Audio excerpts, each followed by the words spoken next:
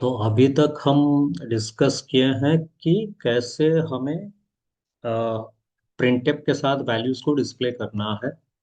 अगर int value है कैसे डिस्प्ले होगा, और अगर फ्लोट या डबल वैल्यू है कैसे डिस्प्ले होगा, वो हम कर रहे थे अभी तक। और उसके लिए हम फॉर्मेट यूज किया गया %w.p, और यहाँ पे एफ फ्लोटिंग के लिए या एल एफ डबल के लिए, उसी तरह %w.d इंटीजर के लिए। ये फॉर्मेट था जो कि हम प्रिंटअप में यूज किया। तो कल एक क्वेश्चन मैं आपको पूछा था, अगर आप कल का वीडियो देखे होंगे पूरा, या बताया था वहाँ पे कि जब भी हम इंटीजर वैल्यू कोई इनपुट करने के लिए ट्राई करते हैं दो जगह पे, एक टर्बो सी प्लस प्लस में और एक डेप सी प्लस प्लस में। तो अगर टर्बो सी प्लस प्लस में आप कोई भी 5 डिजिट का नंबर देते हैं, जैसे कि 45,167 दे रहे हैं, तो ये आपको रिटर्न में नेगेटिव वैल्यू देगा।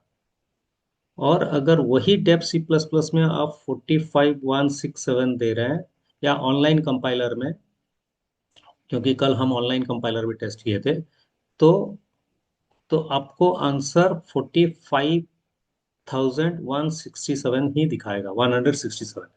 यहाँ पे एक जगह पे आपको नेगेटिव आंसर मिल रहा है, एक जगह पे वही टर्बो सी, वही कंपाइलर टेप सी प्लस प्लस जो कि है, वहां पे आपको पॉजिटिव आंसर मिल रहा है, या ऑनलाइन सी कंपाइलर में आपको पॉजिटिव आंसर मिल रहा है।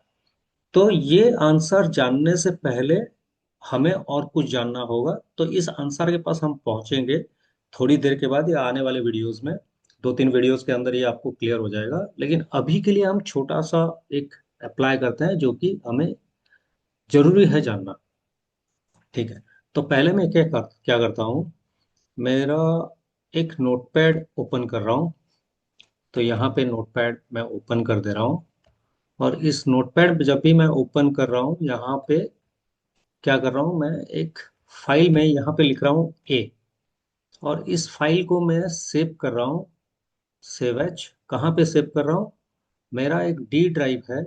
डी ड्राइव में एक लर्निंग वर्क इन्फो फोल्डर है। तो लर्निंग फोल्डर के अंदर मैं यहाँ पे डायरेक्टली इन्फो सेव कर रहा हूँ। तो ये फाइल क्या बन जाएगा, info.txt बन जाएगा। ठीक है।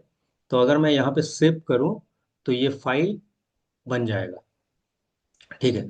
तो मैं अभी इसको मिनिमाइज कर रहा हूँ, और मेरे कंप्यूटर फाइल एक्सप्लोरर ओपन कर रहा हूँ, यहाँ से डी ड्राइव ओपन कर रहा हूँ, और उसके अंदर लर्निंग में जा रहा हूँ। अब आप मार्क कीजिए कि मैं एक ही कैरेक्टर इनपुट किया था। मैं एक ही कैरेक्टर इनपुट किया हूँ, लेकिन जब आप मार्क करेंगे उस कैरेक्टर में ये क्या किया हुआ है, 1 KB का साइज लिया हुआ है। ठीक है। और ये फाइल किस टाइप का है, टेक्स्ट डॉक्यूमेंट है। कब का बना हुआ है, अभी का, 12 तारीख को।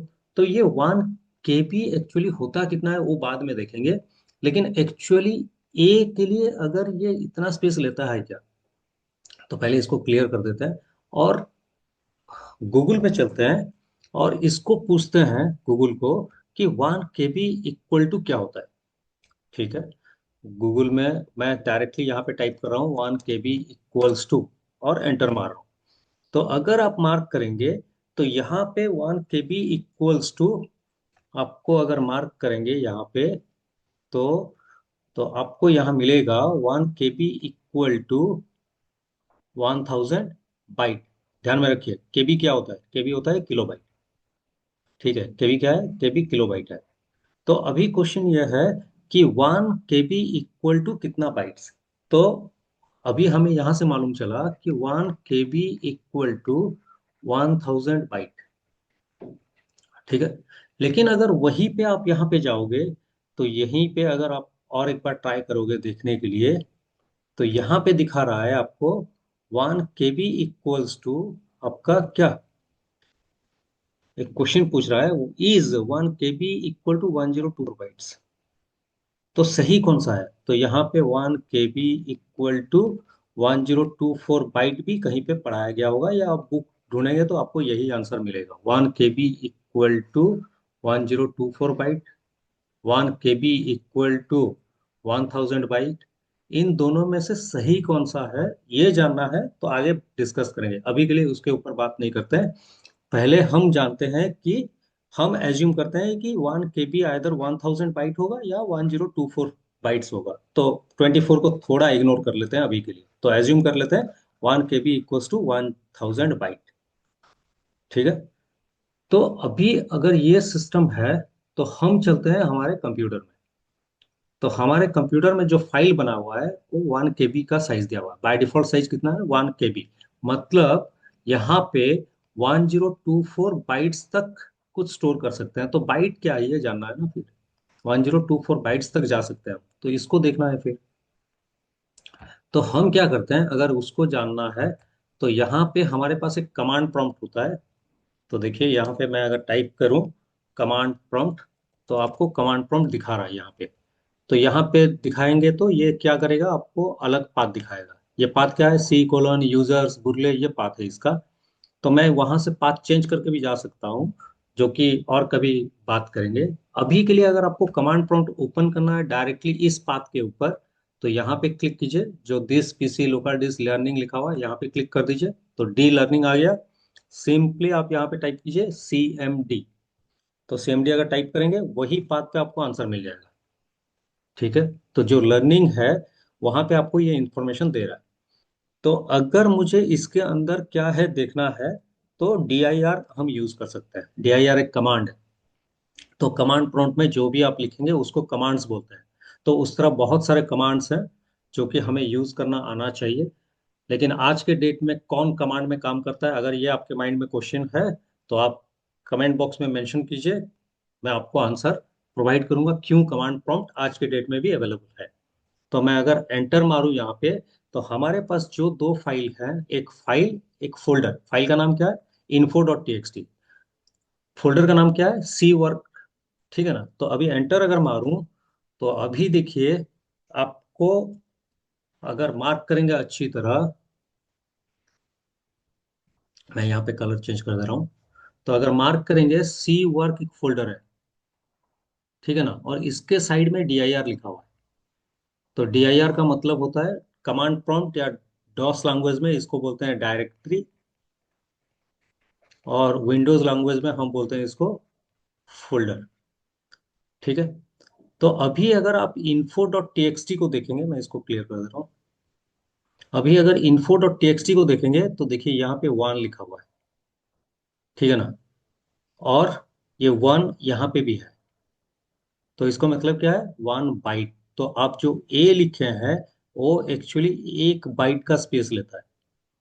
ठीक है। यहाँ पे एक फाइल है, 2 डायरेक्टरीज दिखा रहा है क्योंकि सी एक डायरेक्टरी है और यहाँ पे एक डॉट लिखा हुआ है, ये भी एक डायरेक्टरी है। इसके ऊपर और कभी बात करेंगे, अभी के लिए ये हमारे पार्ट का डिस्कशन नहीं है, क्योंकि हमें जानना है बाइट्स और केबी के ऊपर। क्योंकि बाइट्स जानेंगे तब जाके हमारा इंटीजर का जो मेन फंडा है उसके ऊपर हम जा सकते हैं। तो ये हम क्या बोले, अगर जो आप फाइल में ए लिखे हैं, एक्चुअली ये 1 बाइट ऑफ स्पेस रिजर्व करता है।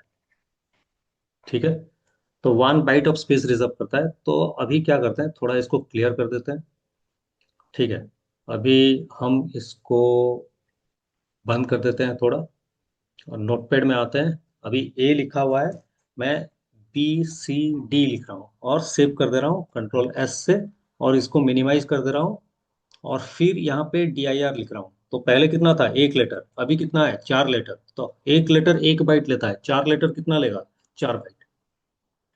ठीक है।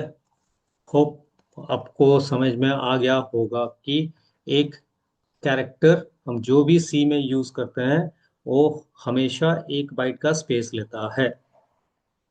तो उस हिसाब से अगर हम जाएं, तो जो सी हमारे लिए एक फाइल बनाया हुआ है, जो सी हमारे लिए एक फाइल बनाया हुआ है, तो वो कितना कैरेक्टर हमें सपोर्ट करेगा स्टोर करने के लिए? यहाँ पे 1000, 1000 मिनिमम स्टोर करने के लिए हेल्प करेगा, या हम बोल सकते हैं कि 1024 स्टोर करने के लिए सेव करेगा। तो इसके ऊपर बात करेंगे, 1000 सेव स्टोर करने के लिए हेल्प करेगा कि 1024 स्टोर करके हेल्प करेगा, ये इसके ऊपर बात करेंगे।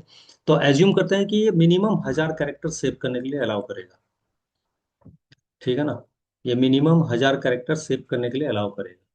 तो जब भी आप कंप्यूटर में कोई भी एक कैरेक्टर टाइप करते हैं, ए हुआ, बी हुआ, सी हुआ, डी हुआ, अलग एक एक कैरेक्टर टाइप करते हैं, तो हमेशा ये 1 बाइट का स्पेस रिजर्व करता है। ठीक है, 1 बाइट का स्पेस रिजर्व करता है। तो ये हम प्रूव कर सकते हैं क्या, 1 बाइट का स्पेस लेता है बोल के? बिल्कुल हम इसको प्रूव कर सकते हैं, जो कि मैं अभी आपको दिखाया। नहीं, मैं वैसा नहीं बोल रहा हूँ। हम बोल रहे हैं कि आप इसको टर्बो सी प्लस प्लस में जाके प्रूव कर सकते हैं क्या, आपका एक कैरेक्टर 1 बाइट का स्पेस लेता है? तो आंसर यस है। और उसके लिए हमें एक फंक्शन यूज करना होगा। फंक्शन क्या है? जैसे कि हम प्रिंटफ यूज किए थे, एक फंक्शन है। हाँ, स्कैनफ यूज किए हैं, एक फंक्शन है। उसी तरह हम एक फंक्शन हम यूज करेंगे, जो कि हमें बताएगा एक वेरिएबल जो हमारा कैरेक्टर स्टोर कर रहा है, वो कितना स्पेस लेगा। ठीक है। तो मैं इसको रन करने के लिए आपके टर्बो सी प्लस प्लस के ऊपर जा रहा हूँ। तो टर्बो सी प्लस प्लस के ऊपर आ रहा हूँ मैं, और यहाँ पे स्टार्ट कर रहा हूँ टर्बो सी प्लस प्लस। और यहाँ पे हम टाइप करते हैं फाइल न्यू, और यहाँ पे एक कैरेक्टर एक्सेप्ट करते हैं, हैश इंक्लूड stdio.h void में एक कैरेक्टर हमें वेरिएबल लेना है। कैरेक्टर मैं एक वेरिएबल ले जा रहा हूँ p के नाम से। और यहाँ पे clr str अगर यूज करूँ, तो ऊपर हमें यूज करना चाहिए क्या, हैश इंक्लूड conio.h। ठीक है। और अभी हम एक कैरेक्टर p ले रहे हैं। तो p का साइज कितना हो, हम क्या वैल्यू रख रहे हैं, वो बात की बात है। वैल्यू इनपुट कर रहे हैं नहीं कर रहे हैं, वो बात की बात है। लेकिन आप अगर एक कैरेक्टर वेरिएबल डिक्लेयर करते हैं, ऑटोमेटिकली ये मेमोरी में 1 बाइट का जगह ले जाएगा। और उसमें आप क्या वैल्यू रख रहे हैं, वो बात की बात है। जैसे कि हम जब भी नोटपैड में एक फाइल बनाए, तो ये ऑटोमेटिकली 1 KB स्पेस हमें प्रोवाइड कर देगा। उसके अंदर आप कितना कैरेक्टर रख रहे हो आपके ऊपर है। जैसे कि हम ए रखे तो 1 बाइट लिया, ABCD रखे तो 4 बाइट लिया, लेकिन साइज कितना है, 1 KB। उसी तरह जब कैरेक्टर पी आप बनाते हैं, तो ये ऑटोमेटिकली 1 बाइट का स्पेस आपके लिए बना के छोड़ देगा। तो अब क्वेश्चन यह है कि उसको मैं देखूं कैसे। अगर मैं प्रिंटफ में वैल्यू देखने के लिए क्या करते हैं, हम परसेंटेज डी यूज करते हैं। तो परसेंटेज डी अगर यहाँ पे लिखूं, और यहाँ पे मैं साइज अप लिखूं, साइज अप एक फंक्शन है, और उसके अंदर एक वेरिएबल जो पी है हमारा उसको लिखूं, तो ये क्या करेगा हमारे लिए, जो साइज पी लेता है वो डिस्प्ले करके देगा। ठीक है। तो अगर मैं इसको, यही तो कहीं पे तो इनपुट नहीं कर रहे हैं, डायरेक्टली डिस्प्ले करने के लिए ट्राई कर रहे हैं। तो मैं क्या कर रहा हूँ, कंपाइल कर रहा हूँ, ऑल्ट F9, हो गया कंपाइल, कंट्रोल F9। तो देखिए कितना साइज है, 1। तो मैं यही बोल रहा था कि आपको, कि अगर आप कोई भी कैरेक्टर टाइप रिजर्व करते हैं, तो ऑटोमेटिकली वो आपके लिए 1 बाइट का जगह रिजर्व करेगा। ठीक है। तो आपको यहाँ डायरेक्ट नहीं लिख के हम क्या इसको कहीं पे स्टोर कर सकते हैं क्या? तो इंट n सपोज, और इंट n में मैं क्या कर रहा हूँ, n equal to size of p लिख रहा हूँ, और सेमीकोलन दे रहा हूँ, क्योंकि हम जानते हैं कि इंटीजर होल नंबर्स लेता है। तो होल नंबर लेगा तो हमारे लिए डिस्प्ले करेगा 1। तो अभी अगर इसको मैं रन करके देखूं, तो कंपाइल करूं पहले, ऑल्ट F9, कंट्रोल F9, तो कितना आया, वही 1 ही आ रहा है। लेकिन अगर मैं इसको चेंज करूं, n एक इंटीजर वेरिएबल है, अगर n इंटीजर वेरिएबल है, तो n भी तो मेमोरी में कुछ जगह लेता होगा ना। तो n के लिए कितना जगह मिलता है, तो एक इंटीजर के लिए कितना जगह मिलता है, अगर हमें जानना है, तो मैं इसको क्या कर रहा हूँ, साइज ऑफ n कर दे रहा हूँ। क्योंकि साइज ऑफ n करके हम p करके देख चुके हैं, डायरेक्टली हम डिस्प्ले कर सकते हैं। तो अगर मैं साइज ऑफ n कर दूं, n मेमोरी में जितना जगह लेगा वो बताएगा। तो ऑल्ट F9, वार्निंग दिखाया। क्यों वार्निंग दिखाया, n को एक वैल्यू हम दिए हैं लेकिन उसको यूज नहीं किया। तो वार्निंग होने पर भी प्रोग्राम रन करेगा, एरर होने पर नहीं। ठीक है, अगर ये वार्निंग नहीं चाहिए आपको, तो ये लाइन को अगर आप काट देंगे तो आराम से ये काम करेगा। ठीक है, तो अगर मैं Alt F9 कर रहा हूँ, सक्सेस, Ctrl F9 कर रहा हूँ, देखिए कितना लिया, 2। तो इससे हमें क्या मालूम चला, तो मैं अपना एडिटर में, सॉरी, मैं अपना वन नोट पे आ जा रहा हूँ। तो इससे हमें क्या मालूम चला कि अगर मैं कोई भी वेरिएबल कैरेक्टर टाइप का यूज कर रहा हूँ, कैरेक्टर पी जैसे किया था, तो ये मेमोरी में 1 बाइट का जगह लेता है। मतलब अपना वैल्यू स्टोर करने के लिए अगर मैं इंट एन करूं, तो ये क्या करता है, 2 बाइट का स्पेस लेता है, 2 बाइट्स का जगह चाहिए। मतलब मैं इस तरह बोल सकता हूँ कि यहाँ पर अगर सीट्स अवेलेबल हैं, ये एक सीट है, ये एक 2 सीट है, ये एक तीन तीन नंबर सीट है, ये 4 सीट है, तो अगर आप कैरेक्टर यूज करेंगे तो ये एक ही सीट लेगा। ठीक है ना, अगर आप इंटीजर एन ले रहे हैं, ये 2 सीट्स रिजर्व करेगा, कहीं पे भी जब रिजर्व करेगा, दो पास पास का सीट रिजर्व करेगा। तो ये सीट क्या है, इसके ऊपर फिर बात करेंगे। तो मुझे लगता है कि यहाँ तक आपको समझ में आ गया होगा। जब भी आप कैरेक्टर वेरिएबल आप डिक्लेयर करते हैं, ऑटोमेटिकली ये मेमोरी में 1 बाइट का स्पेस लेता है। और जब भी आप इंटीजर एन डिक्लेयर करते हैं, ये ऑटोमेटिकली 2 बाइट्स का स्पेस लेता है। तो अब क्वेश्चन ये है कि 2 बाइट्स का अगर स्पेस ले या 1 बाइट का अगर स्पेस ले, ये कितना तक स्टोर कर सकता है, कितना वैल्यू तक स्टोर कर सकता है, ये क्वेश्चन है। इसके ऊपर फिर डिस्कस करेंगे। अभी क्या है, तो मैं बोला कि एक कैरेक्टर हमेशा 1 बाइट का स्पेस रिजर्व करता है, जो कि हम दो जगह पे प्रूव किए। कि एक हम प्रूव किए नोटपैड के फाइल से, जहां पर कि हम कमांड प्रॉम्प्ट यूज किए। और एक जगह हम यूज किए, जो हम प्रोग्रामिंग पढ़ रहे हैं, तो प्रोग्रामिंग में हम जब भी टर्बो C++ यूज किए, वहां पे एक फंक्शन हम यूज किए। क्योंकि मैं ऑलरेडी बोल चुका हूँ, एक फंक्शन वही होता है जिसके एक वर्ड के बाद अगर एक ओपनिंग ब्रैकेट एक क्लोजिंग ब्रैकेट रहता है, उसको हम फंक्शन बोलते हैं। तो साइज ऑफ एक फंक्शन है, जिसको यूज करके हमें मालूम चला कि इंटीजर 2 बाइट्स का स्पेस लेगा और कैरेक्टर 1 बाइट का स्पेस लेगा। ठीक है, यहाँ तक मुझे लग रहा है कि आपको क्लियर हो चुका होगा। अगर डाउट है तो और एक बार रिवाइज कर लीजिए, देख लीजिए, फिर आगे का बढ़ेंगे। तो अभी क्या है, यहाँ तक हमारा क्लियर हो चुका है, मैं एज्यूम कर रहा हूँ। अब क्या करते हैं, हम जो कैरेक्टर वेरिएबल डिक्लेयर किए हैं, उसमें एक वैल्यू स्टोर करके ट्राई करते हैं देखने के लिए। ठीक है ना, तो अगर स्क्रीन छोटा हो गया है तो ऑल्ट एंटर मारिए, बड़ा हो जाए। तो मैं इसको क्या कर रहा हूँ, इसको डिलीट कर दे रहा हूँ, और यहाँ पे मैसेज दे रहा हूँ। इसको क्या कर दिया मैं, यहाँ पे एक मैसेज दे रहा हूँ, डिलीट कर दे रहा हूँ, डबल कोट छोड़ दिया। तो यहाँ पे एक मैसेज दे रहा हूँ, enter a, enter N alphabet कर दे, कैरेक्टर के बदले अल्फाबेट कर देना है। ठीक है, और क्या करते हैं, scan F %C comma %P, display करते हैं print F, you have entered %C comma P।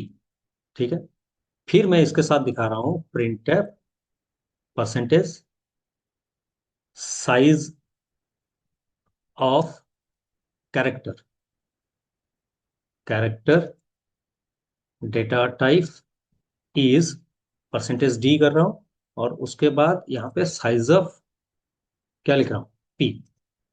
ठीक है, तो यहाँ पे एक स्लैश n दे दे रहा हूँ मैं, और यहाँ पे अभी रन करता है। ठीक है ना, यहाँ पे स्लैश n दे दे रहा हूँ, और अभी कंपाइल करते हैं, Alt F9, Ctrl F9। तो यहाँ पे मैं टाइप कर रहा हूँ T, देखिए, यू हैव एंटर्ड T, और size of character data type is 1। ठीक, मुझे लग रहा है आपको यहाँ तक समझ में आ गया होगा। यहाँ पे ये कंपलसरी नहीं है कि आपको वेरिएबल डिक्लेयर करना ही होगा। अगर डाटा टाइप साइज कितना ले रहा है अगर जानना है तो आपको डेटा टाइप डिक्लेयर करना कहीं पे भी रिक्वायर्ड नहीं है। मैं बिना डेटा टाइप डिक्लेयर किए, सॉरी, मैं बिना वेरिएबल डिक्लेयर किए मैं डायरेक्टली डेटा टाइप को लेके भी काम कर सकता हूँ। जैसे कि मैं यहाँ पे कर रहा हूँ, size of character data type is percentage D slash N. तो साइज ऑफ क्या करता है, कैरेक्टर, ठीक है। फिर क्या करता है, print F size of integer data type is percentage D slash N, comma size of int, ठीक है। फिर लिखते हैं प्रिंट एफ, क्योंकि हम पढ़ चुके हैं दो और data type, size of integer, sorry integer नहीं, float data type is percentage D slash N, और यहाँ पे लिखते हैं साइज ऑफ फ्लोट, ठीक है। फिर लिखता है double, print F size of double data type is percentage D. तो हर जगह मैं परसेंटेज डी क्यों लिख रहा हूँ, क्योंकि ये होल नंबर दिखाएगा, 5 7 8 2 इस तरह दिखाएगा, इसके लिए मैं लिया हूँ ये। क्योंकि हम फ्लोट में परसेंटेज एफ लिखते हैं, डबल में एल एफ लिखते हैं, सी कैरेक्टर में परसेंटेज सी लिखते हैं, वो तो कैसे वैल्यू एक्सेप्ट करेंगे और कैसे डिस्प्ले करेंगे। लेकिन हम यहाँ पे क्या डिस्कस कर रहे हैं कि ये मेमोरी में कितना जगह लेगा, ये हमारे पार्ट का डिस्कशन है। तो इसके लिए यहाँ पे हम साइज ऑफ डबल अगर लिखूं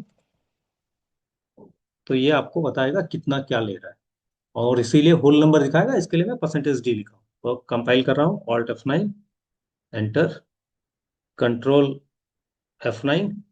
देखिए क्या क्या आंसर दिया, कैरेक्टर 1 बाइट लिया, इंटीजर 2 बाइट्स, जो भी डिस्प्ले हो रहा है बाइट्स में ध्यान में रखिए, फ्लोट 4 बाइट्स, और डबल 8 बाइट्स। मतलब एक वेरिएबल अगर डबल का आप बना रहे हैं ये 8 बाइट का जगह लेगा। तो मैं एज्यूम कर रहा हूँ कि आपको ये समझ में आ गया होगा। तो यही चीज अगर हम ऑनलाइन कंपाइलर में करें तो कितना लेगा, देखते हैं। अभी क्या करना है हमें, हम अभी क्या किए कि हम जानना चाहते थे कि साइज कितना लेता है। तो हम क्या क्या किए, कैरेक्टर, इंट, फ्लोट और डबल, ठीक है ना, ये हम इतना लिए। तो अब चलते हैं किस में हम यूज किए, टर्बो सी प्लस प्लस में कितना लेता है, कैरेक्टर 1 बाइट का स्पेस, इंटीजर 2 बाइट्स का, फ्लोट 4 बाइट्स का, डबल 8 बाइट्स का, ठीक ना। तो ये किस में लिया, टर्बो सी प्लस में। अब चेक करते हैं ना ऑनलाइन कंपाइलर में कितना लेगा, ठीक ना, ऑनलाइन सी कंपाइलर में कितना जगह लेगा। तो उसके लिए हम चलते हैं ऑनलाइन कंपाइलर के पास, online C compiler directly open करते हैं यहाँ पे।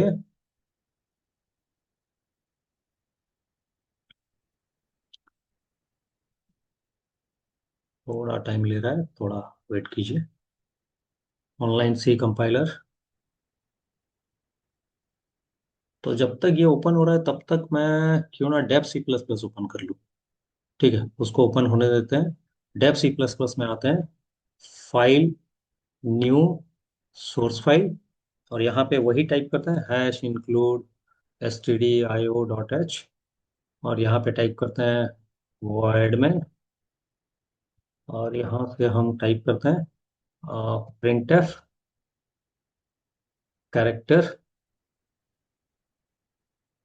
CHARACT या कैरेक्टर साइज, मैं डायरेक्टली ऐसा लिख रहा हूँ, ठीक है ना, परसेंटेज डी स्लैश एन, और यहाँ पे हमें क्या यूज करना चाहिए, साइज ऑफ कैरेक्टर, ठीक है। एंड में चलते हैं, फिर print F integer size equals to percentage D slash N, और यहाँ पे हम यूज कर रहे हैं साइज ऑफ इंट।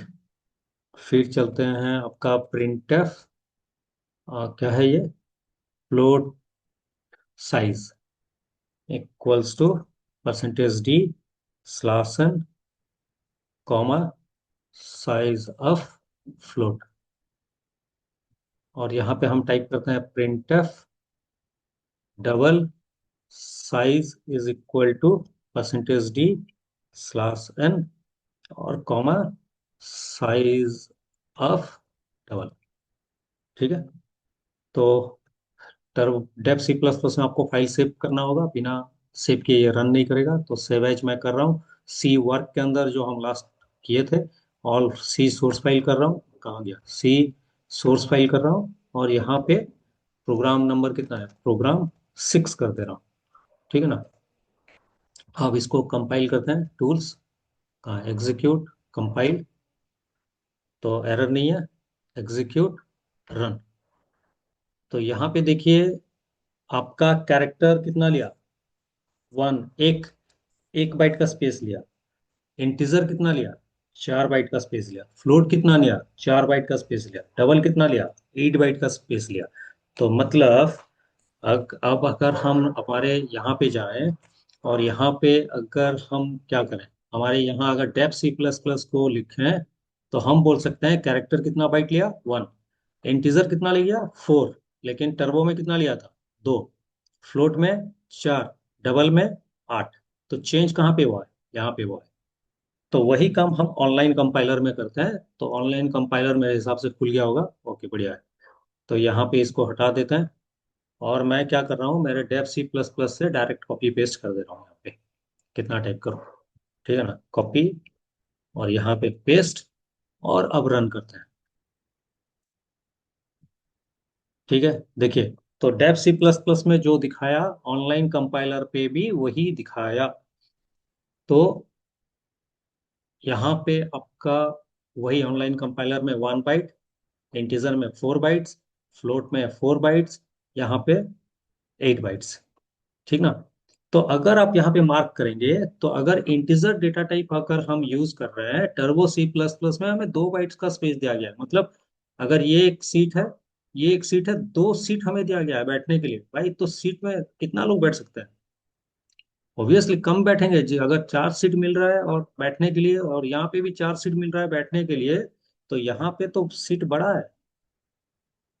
क्योंकि यहाँ पे सीट बड़ा है, और यहाँ पे सीट बड़ा है, तो उस कॉन्सेप्ट को अगर हम लेके जाएं, तो यहाँ पे 4 बाइट्स का स्पेस मिल रहा है, यहाँ पे 4 बाइट्स का स्पेस मिल रहा है। तो इसके लिए आपका जो नेगेटिव कॉन्सेप्ट था वो दिखा रहा है। लेकिन क्यों दिखा रहा है वो भी बात करेंगे इन डिटेल। अभी के लिए मैं यहीं पे इसको बंद कर रहा हूँ। तो आप थोड़ा अपने हिसाब से इसको ट्राई कीजिए, मशीन में करने के लिए देखिए, और मुझे लग रहा है कि आपको समझ में आ जाएगा। और उसके बाद बात करेंगे कि कैरेक्टर को अगर 1 बाइट का स्पेस मिला है, तो ये कितना साइज का डेटा स्टोर कर सकता है। अगर इंटीजर को 2 बाइट का स्पेस मिला है, तो इसका वैल्यू कितना होगा, कहाँ से कहाँ तक होगा, ये डिसाइड करेंगे। तो अभी के लिए इतना, नेक्स्ट वीडियो में मिलते हैं। इसको एक बार, 2 बार, जितनी बार समझ में नहीं आए देखते रहिए, क्योंकि इसके रिलेटेड नेक्स्ट वीडियो ही है। अगर ये समझ में नहीं आया, नेक्स्ट वीडियो समझ में ही नहीं आएगा। ठीक है। तो नेक्स्ट वीडियो में मिलते हैं। और आपका आंसर इस वीडियो में दे नहीं पा, अगर नहीं मिल रहा है तो 1-2 वीडियो में आपको आंसर मिल जाएगा।